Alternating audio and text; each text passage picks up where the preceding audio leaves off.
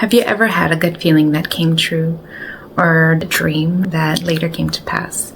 Well, these are glimpses into your clairsenses, your psychic, intuitive abilities. And in this video, I am so excited to share with you not only my personal experiences developing my clairsenses, but also ways to guide you so that you can develop your own and be better in touch with your intuition and fifth sense, or fifth, sixth, seventh, eighth, ninth, 10th senses.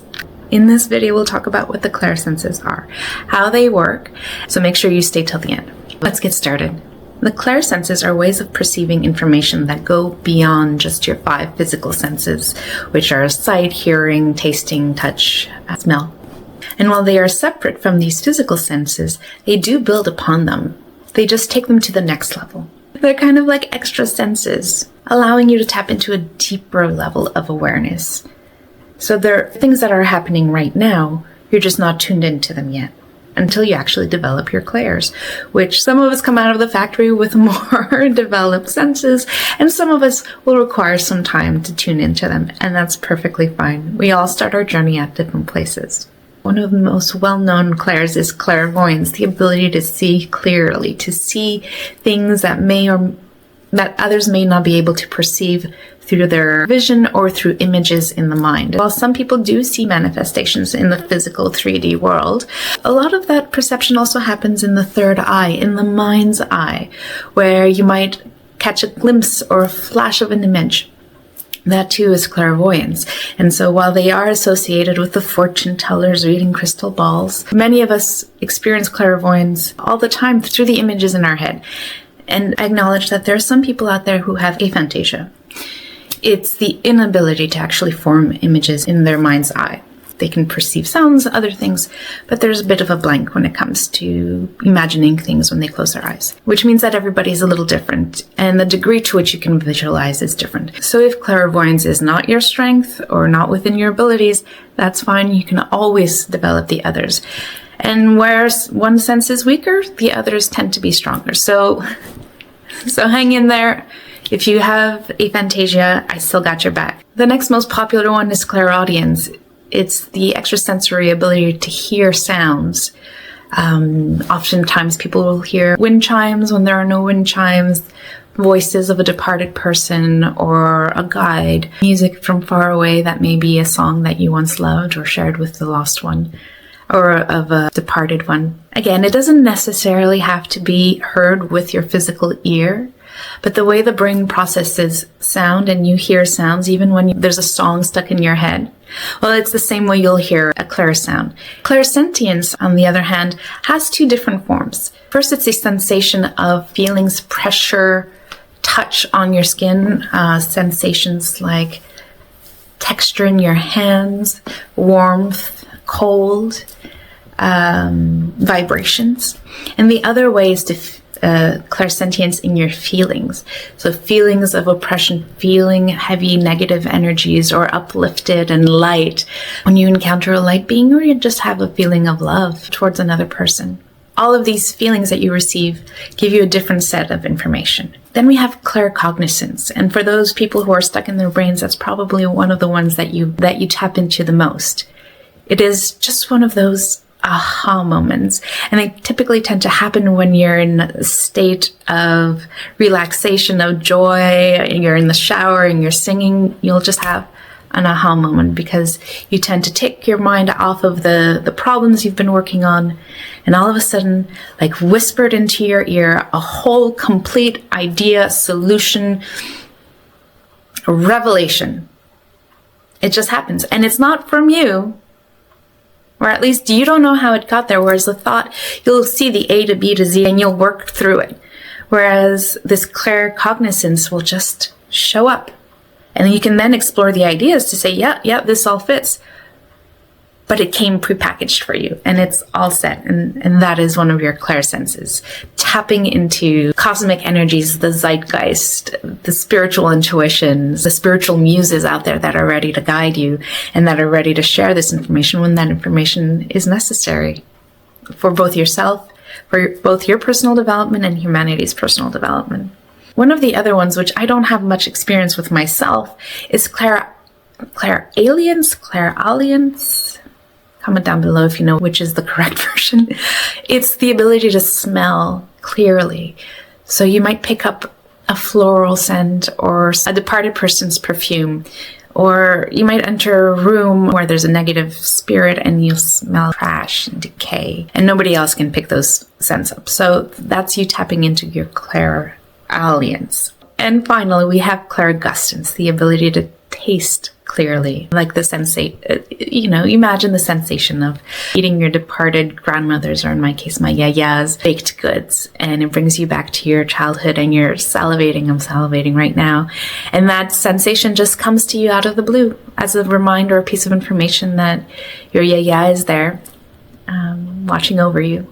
And it's not just one sense at a time. These senses build upon each other, creating a rich tapestry of experience and sensory information that you can tap into and interpret. So how do these clairsenses work?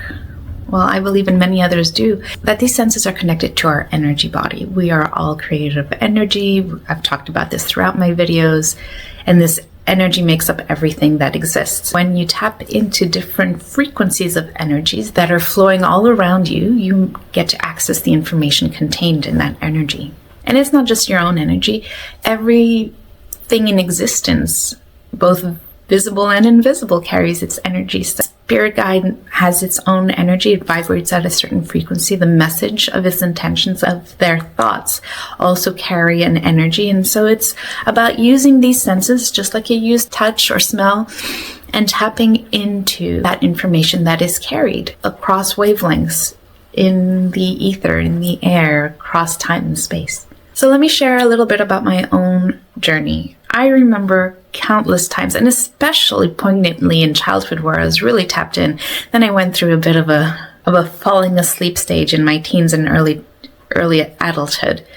But when I was a child, I remember being my claircognizance. I just knew things. I didn't know why. I just did. I would be missing a friend. Just a feeling I had. About to dial the phone in the old days. We had those old rotary phones. Does that make... I feel really old even saying that. If you had a rotary phone growing up, comment down below. Let's reminisce together. But I would pick up the big receiver, put it to my ears, about to dial, I dial my first number and somebody says hello on the other side. And who else is it but my friend, the one that I wanted to speak to?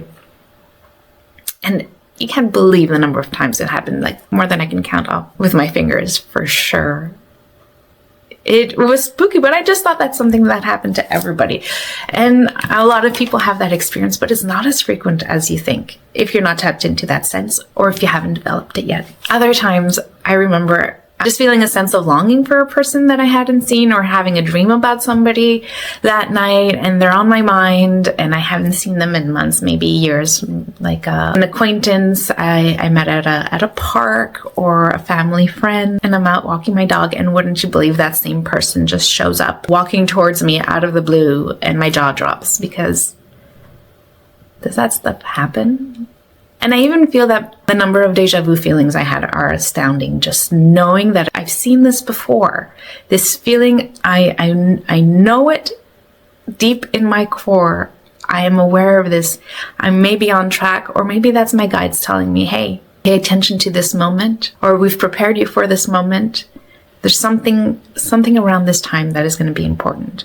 I would even go as far as to assign angel numbers and seeing numeric patterns as one of the clairsenses, because something is drawing your attention to those numbers at that particular time. There are at least 24 opportunities in a day to look at a clock where all the numbers are the same, or to notice the phone number with 3 or 4 of the repeating digits. We don't do it all the time. It doesn't happen every day, but some days or some weeks, they're just everywhere and you can't escape them. Something is drawing your attention to that, and when you do that, you're tapping into your clairsentience, perhaps. In my adolescence, I became agnostic. I wasn't spiritual at all. I thought it was a whole bunch of mumbo jumbo, and I didn't want to have anything to do with that. A lot of that came from a broken heart, trauma of a difficult childhood, and the bitterness, I guess, that I felt as a teenager and as an early adult about having undergone those experiences, not necessarily understanding where those experiences would take me as an adult and the growth that I would experience from them. But returning to that sense of spirituality later in my life, because it was always something that was there, and following my intuition to learn more about Reiki and energy healings, I developed my own psychic abilities even further. Now I'm tapping into things like clairaudience, where I am slowly starting to hear the voices of departed spirits, the intuitive guidance of my guides, whereas before it was more of a clairsentience, go here, do this feels right, this doesn't feel right, and other coincidences. An obscure song that I'm thinking about gets hummed by somebody as I'm walking down the grocery aisle.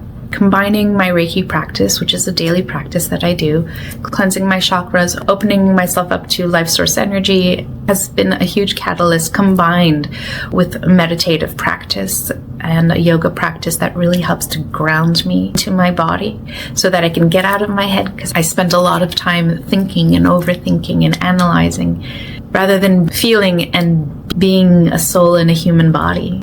And these practices have really helped me tap into my sensory internal perceptions of the energy around me. Just taking time to tap into them. It's like a muscle. Like when I was younger, I used to be able to bend my pinky, just this little digit. I couldn't at first at all. And then over time, I used to do it. I'm out of practice, so I can't do it anymore. But if I put my mind to it, I could. It's a muscle. At first, you don't even know it's there. And slowly you feel it, and eventually you're able to hone in that specific muscle. And the same goes for the development of your clairs. I want to talk about two things. First is the question that I asked myself a lot when I was first starting on this journey. It's, how do I know if it's my thoughts and my ego talking, or if it's a clair sense that's coming through? How do I know I'm not imagining it? And it's a valid question, and sometimes you just have to trust yourself. For me in particular, I find that there's just this different quality from a clair sense, a resonance and a weight, maybe not a weight, but an authority to it that comes through that is different from the usual chatter in my mind. A voice from a departed will ring out so clearly, and often out of the blue. It won't be part of the regular chatter, blah, blah, blah, blah, blah. And then I hear my voice, my internal monologue will say something and I can't distinguish it. It'll just appear out of nowhere, loud or soft, but it will immediately draw in my attention as something that's different, something that's not of me. Something that didn't originate from me. And if it's a feeling, it's like an external drive, either an inspiration, like that moment when you're feeling inspired. That feeling is different. You have a certain level of excitement that's different from the state you were in a few minutes before. It's just brand new energy. And sometimes that can be a crushing feeling, a heavy feeling. It just feels like it's not yours. And practice will help you discern these feelings as you get through it with time. But if I had to sum it up in one word, it's resonance, a vibration, a sensation that just grows and is expansive. The other point I wanted to raise is that similarly to people with aphantasia, is that people with interoception challenges, be they people with ADHD or autism, survivors of trauma or others, may have a harder time feeling into their feelings, having a good sense of where their body begins and ends, what feelings belong to them and or may be part of a traumatic history. And to those people who have those challenges, I see you, I feel you, I've been there. Developing that sense of your body being safe in your body to experience other sensations takes time. So give yourself grace, give yourself compassion for what you've been through or for what your body is telling you or is not telling you at that particular point in time. Start slow, particularly with grounding exercises, where you're invited to notice things like your breath or to feel the surfaces upon which you're standing or feeling, putting your hand in cold water or hot water and just focusing on those sensations and building that up. And now to the general advice. Developing your clairsenses can happen overnight, but for the most of us, it takes work. And just as you won't start lifting the 150-pound dumbbell your first time at the gym, and it might be unrealistic to expect to be able to have fully developed clairsenses right away. It's going to take some time, and you need foundations. So foundation number 1, meditation. Meditation will allow you to clear your thoughts of any sounds and give your mind the space to be open to other experiences, to other types of information. Focusing on higher level feelings like love, kindness, and compassion also raises your frequency so that you can perceive higher frequency beings, whispers, guidance, and intuition. Then there's mindfulness. As you go about your day, drop into your body and into the sensations, into the present moment. Notice where you are, what you're smelling, what you're feeling, what the sensations are in your body.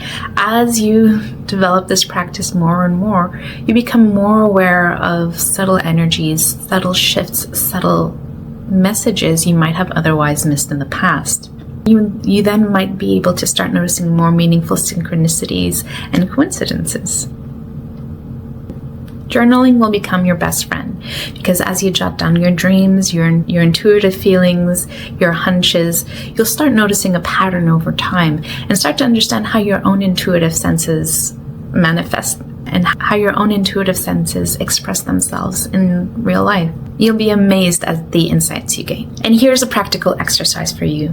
It is known in the community as the orange exercise. Because the orange is a very common fruit, most people will have had experiences with an orange. It's a very accessible exercise for most. Let's begin together. I would like to invite you to close your eyes. Take a few deep breaths. As we tap into and explore our physical senses, those senses will be sharpened and enhanced and be able to pick up the more extrasensory energies around us. Visualize an orange, a large orange. Look at it. Notice the dimples. Notice how round it is. Mine is quite large and plump. Imagine pressing your fingers into it. Is it firm? Is it soft and juicy? Feel the waxy texture, the waxy leathery texture of the fruit. Pass your finger over the little nub where the stem used to be. Bring that orange to your nose. Inhale it. Do you pick up that strong, citrusy orange flavor? Are your senses overwhelmed? Imagine yourself peeling that orange, ripping open the skin. Do you hear that unfolding in your mind? The crunching, the splitting open of the skin, the squirting of essential oils onto your hands and face. Press your nose into it again. The fruit smells delightful but different. Look at the peel, look at the insides. How does the white skin cover the fruit? Now that you've peeled your orange, take a little wedge. Bring it to your lips. Press your lips on it. Do you feel the sensation of it on your lips? The cold, refreshing feeling? Bite into the wedge. Do you feel the fruit bursting with flavor in your mouth? The tang reaching the back of your mouth, making you salivate. The pleasure of that sweet and slightly tangy flavor covering your mouth, being swallowed down your throat.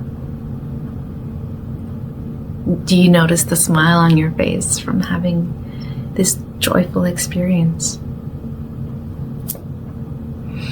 Now, as you take a deep breath in and out, you can open your eyes again and come back to the present moment. And you can use this exercise as often as you'd like throughout the day if you have a few minutes to practice tapping into those senses. Because the moment you start tuning into those, you'll be able to better tune into the energy around you. Building on all of these practices that we've talked about today, including the orange exercise, I have developed a simple yet impactful guide that you can print out at home. It's free. All you need to do is go to my website, link below, and download it. Couldn't be easier. It gives you a calendar of what to do every day, how long to do it for, and some tips and tricks to deepen those exercises and to really bring out your clairsenses. I hope this information was helpful to you. Please like, comment, share. As cheesy as it may sound, it really helps a growing channel reach the right people and help us all reach higher levels of consciousness, love. Thank you so very much, and I'll see you in the next one.